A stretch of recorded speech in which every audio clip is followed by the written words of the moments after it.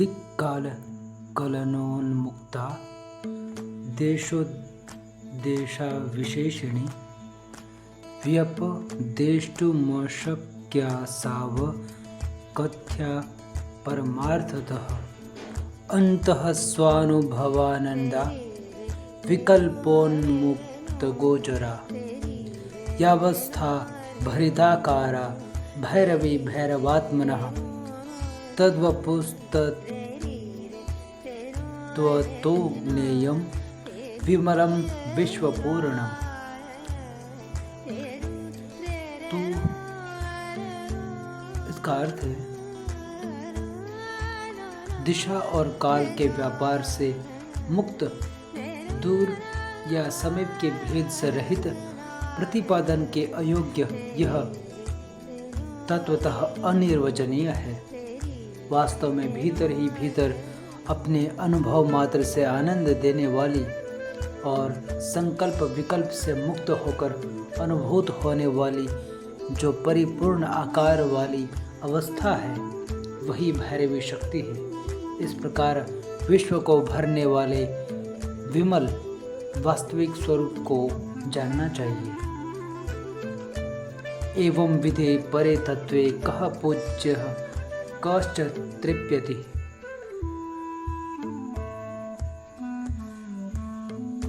इस प्रकार के परम तत्व के होने पर कौन पूज्य होगा और कौन तृप्त। एवं विधा भैरवस्य यावस्था परिगीयते सा परा पर रूपेण परा देवी प्रकीर्तिता। भैरव की यही अवस्था परा है, जिसे पर होने के कारण परा देवी कहा गया है। शक्ति शक्तिमतोर्यद्वत् अभेदः सर्वदा स्थितः अतस्तद्धर्म धर्मित्वात् पराशक्ति ही परात्मनः। जैसे शक्ति और शक्तिमान का सदा अभेद रहता है, उसी प्रकार परमात्मा की शक्ति उस परमात्मा के धर्म अर्थात सर्वज्ञत्वादि से युक्त होने के कारण परादेवी कहलाती है। न वह निर्दाहिका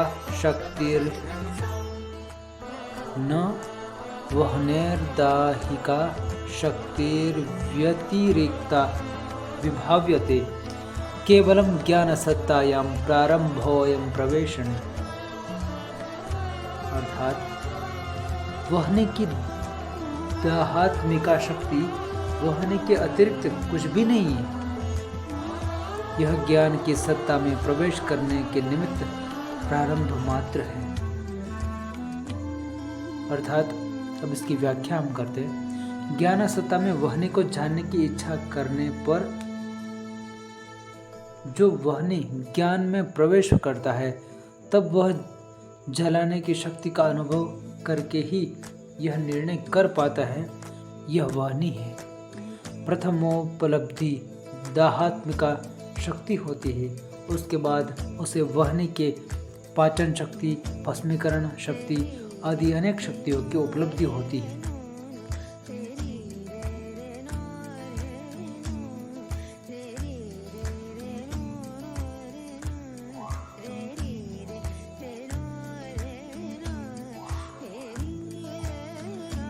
शक्त्यवस्था प्रविष्टस्य निर्विभागेन भावना तदासौ शिवरूपी स्यात् शैवी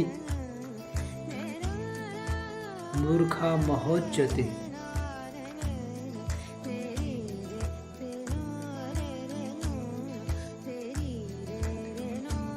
इस शैव दर्शन में पराशक्ति रूप अवस्था में प्रवेश करता है तो आगे बतलाए हुए उपायों से जब अणुरूप का उपदेश प्राप्त कर लेता है तब निर्विभाग भावना दृढ़ होती है। तब उस बल को प्राप्त कर जीव शिव स्वरूप बन जाता है, क्योंकि शिव की यह पराशक्ति शिव तत्व में प्रवेश करने का प्रधान द्वार है। यथा लोकेन दीपस्य किरणैर्भास्करस्य च ज्ञायते दिग्विभागादि तद्वच्छवत्या शिवः प्रिय। हे प्रिय, जैसे प्रकाश से दीपक का और किरणों से सूर्य की दिशा का विभाग पता चल जाता है, उसी प्रकार शक्ति के द्वारा शिव का। देवदेव त्रिशूलांक कपालकृतभूषण दिग्देशकालशून्या च व्यपदेश विवर्जिता यावस्था भरिताकारा भैरवस्योपलभ्यते कैरूपायैर्मुखं तस्य परादेवी कथं भवेत् यथा सम्यगहं वेद्भि तथा मे ब्रूहि भैरव। इस प्रकार पराशक्ति के स्वरूप का निर्णय हो जाने पर उसकी प्राप्ति किस प्रकार की जा सकती है, इस अभिप्राय से देवी ने प्रश्न किया। हे देवाधिदेव, त्रिशूलधारी, कपाल का आभूषण धारण करने वाले, दिशा देश और काल की कल्पना से शून्य तथा किसी प्रकार के संकेत से नहीं बतलाने योग्य परिपूर्ण आकार वाली भैरव की अवस्था अर्थात पराशक्ति जो कही जाती है, वह का किन उपायों से साक्षात्कार हो सकता है जिससे कि वह मुझे ठीक प्रकार से समझ में आ जाए। भैरव, कृपा कर वह उपाय बतलाइए। श्री भैरव उवाच। ऊर्ध्वे प्राणो यदो जीवो विसर्गात्मा परोच्चरेत उत्पत्तिद्वितीयस्थाने भरणाद् भरिता स्थिति।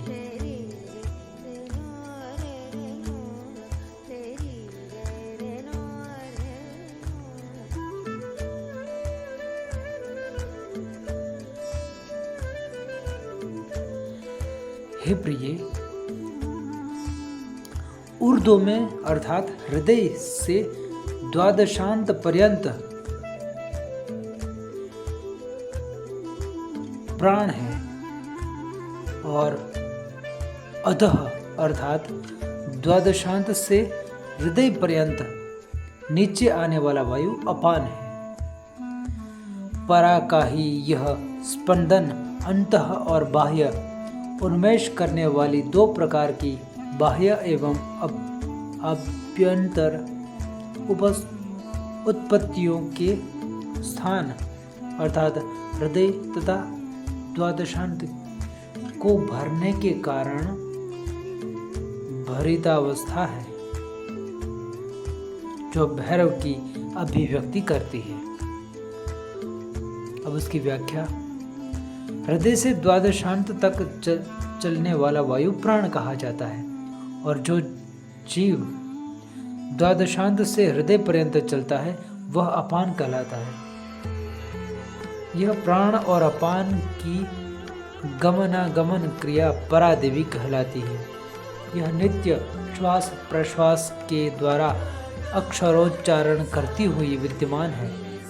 यह भीतर बाहर निर्गम प्रवेश रूप तथा प्राणापान से रहित केवल स्पंदोत्पत्ति मात्र जिसका स्वरूप है वह पराशक्ति है। जैसा कि स्वच्छंद तंत्र में कहा गया है, प्राण प्राणमय प्राणो विसर्ग पूर्णम प्रति, अर्थात प्राण प्राणमय है और अपान अपानमय है। यह प्राणापान का अगम निर्गम ही अपूर्ण कहलाता है।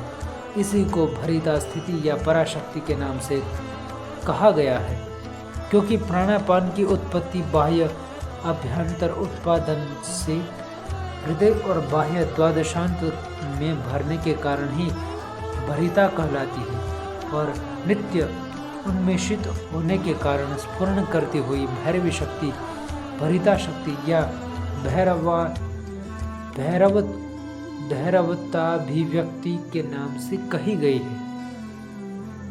संपूर्ण इंद्रियों में विषयों का संचार करने वाला सूक्ष्म प्राण प्रवाह ऊर्ध्व कहलाता है तथा जीव जिसने सर्व विषयों के भीतर प्रवेश पा लिया है वह भीतर सूक्ष्म प्रवाह का संचार करता हुआ अपान के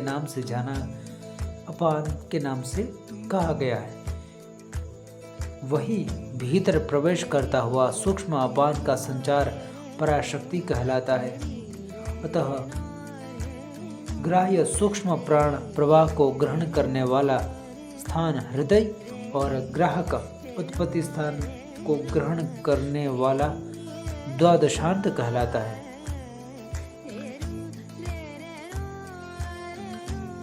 तथा दोनों स्थानों में संचार करने वाला वायु उन्मेष या संघट्ट पद से प्रतिपादित किया जाता है। इस प्रकार प्राण और अपान को भरने के कारण ही भरिता शक्ति कहलाती है।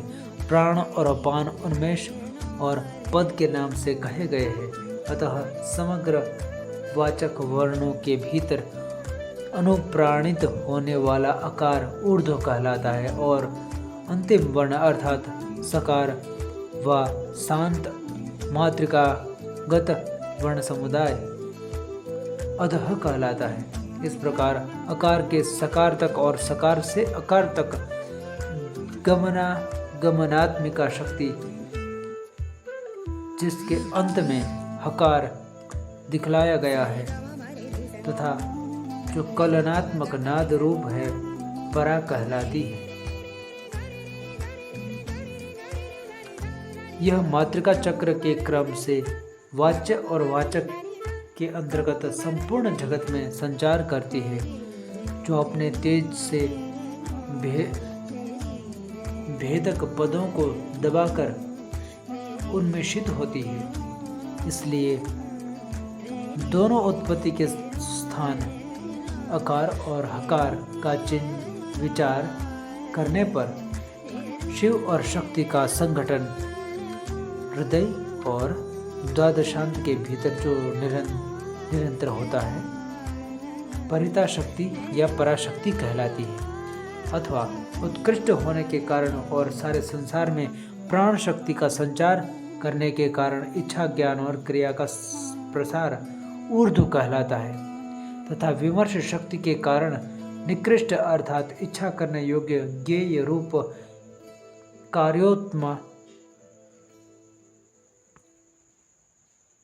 कार्यात्मा जीव है। वह सोम रूप होने के कारण संसार के प्राणियों की जीवित स्थिति का कारण है, वही अधः कहलाता है। इसी प्रकार शक्ति त्रयात्मा परा अपरा और परापरा के रूप में भगवान की तीनों शक्तियां ही भरिता कही जाती है। यह उत्कृष्ट होने के कारण स्फुरणा रूप से संपूर्ण विश्व में फैलती हुई ईश्वर की उत्पत्ति के समय में उन्मेष और स्थिति के समय में पद शब्द से प्रतिपादित की गई है। इस प्रकार प्रकाश और प्रकाशक रूप से संघटात्मक स्थान हृदय और द्वादशांत प्रमाण और प्रमात्री से परिपूर्ण करने के कारण यह पराशक्ति के नाम से तुर्यावस्था के आनंद से प्लावित होने के कारण भरिता स्थिति कही गई है।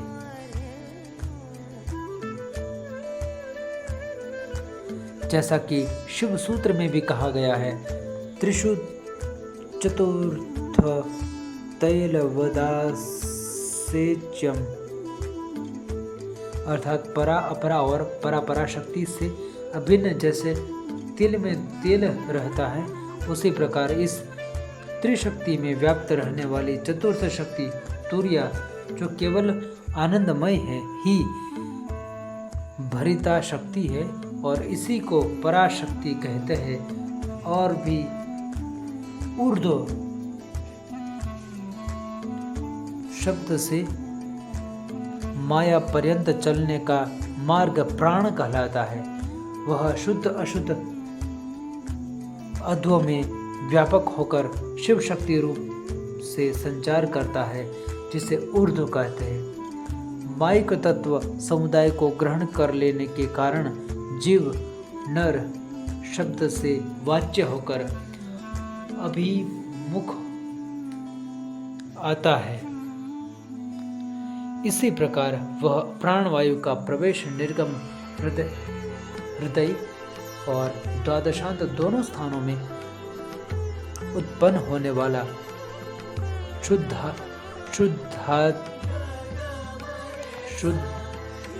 शुद्धात्व और अशुद्धात्व दो मार्गों से व्याप्त पराशक्ति को सर्वमयत्व भावना से सामरस्य उत्पन्न करने के कारण भरिता स्थिति है। परातंत्र में कहे गए मंत्रों का अनुसरण करना इस स्थिति की प्राप्ति में प्रथम स्थान है, अथवा अनुत्तराकुलात्मा चित्त धाम में स्वयं उन्मेषित होने वाला हकार ऊर्ध्व है और सकार विसर्ग स्वरूप विसर्जनीय से अनुप्राणित अधः अर्थात जीव स्वरूप है। यह हानोपादान रूप हंसी ही परादेवी है, इसलिए अहम सहम मैं वही हूँ। इस प्रकार का आत्मा प्रत्यभिज्ञान विमर्श के समान उपलब्ध होता है, क्योंकि उत्पत्ति के दोनों स्थानों में हकार और सकार के उदय होने के कारण तथा हृदय और द्वादशांत दोनों स्थानों को भरने के कारण उन वर्णों में विमर्श के परिशीलन की युक्ति से शक्ति का बल प्राप्त होता है। वही भैरवी भाव है। इस प्रकार इस कारिका की पहली व दूसरी व्याख्याओं के अनुसार अविकल्प स्वरूप परिशीलनात्मक शांभव आदेश दिया गया है।